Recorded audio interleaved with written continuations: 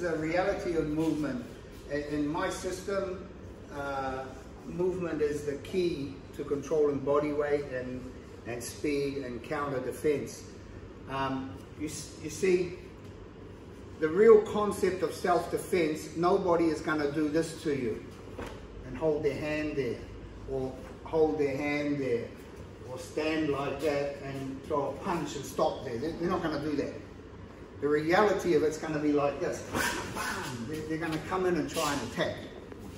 So you have this zone when your guard's up. You have this zone like 30 centimeters on the floor, which creates about 70 up top.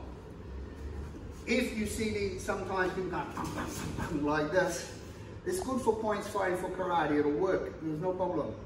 But for self-defense, you have to remember one big factor that everybody forgets, and that's adrenaline. Everybody forgets adrenaline. Nobody is going to do this and wait for you to go 1, 2, 3, 4, 5 and throw them on the ground. When the adrenaline's going, they're angry, they're aggressive, they're just going to be coming like that. The aggression is going to be there.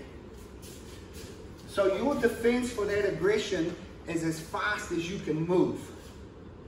Jumping from here to here is a body weight change. It's too slow. You don't have that time. You can do that when you've got distance from your opponent, but if I'm in the zone here, to change it, I need to just, here's the zone there.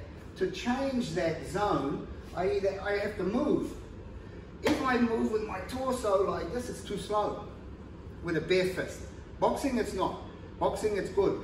But you can move around close with the boxing because you've got that luxury of a glove there. With a bare fist, you're going to poke in the eye, you're going to get hit. You don't have that luxury. So bare fist fighters tend to stay a little bit further away. For me to pull this shoulder away, I don't do this. Too much work. I just bend this knee. Bend the knee, head goes. And I keep this shoulder up high to protect my chin, and I just stay like that. Then after that, I'll move out. So the speed of this,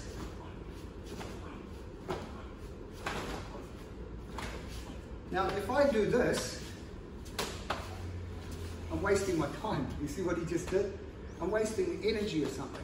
So what you do is you just bam, from here, back, one, boom. Then dance around, do your stuff. Okay, so the speed you have to do is go quick. Yeah, I'll go for you. So what happens is to train, I'm going to try and touch his shoulder, which should in fact be a punch to his face. But when you train, you can't do this. And then let him go 1, 2, 3, 4. You have to do it like this. But he needs to get that reaction, that adrenaline going. And then come back with it. Yeah. Then you can dance out. You just hit him with a bare fist.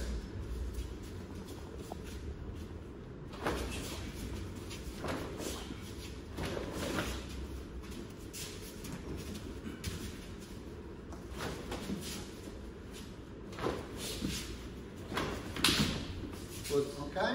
So that's the concept of it. Is just relax, move. You see this piece here move?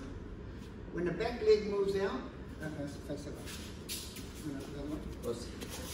When this leg moves here, shoulder goes back.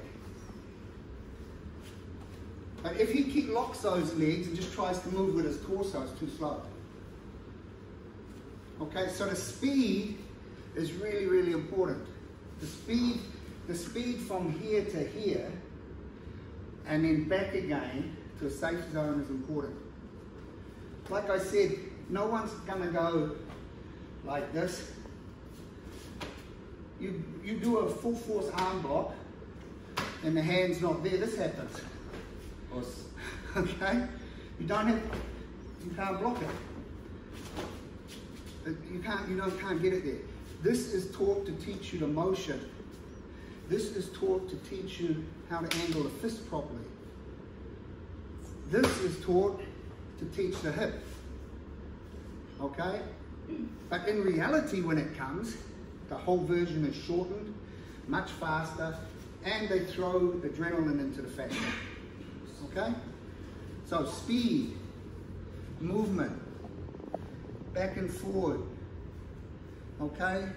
When the adrenaline is going, these little bumps and that aren't going to work. They're not going to fight adrenaline and that factor of fear and aggression. Okay, so you need to be able to evade and counter fast, just like a boxer. Us.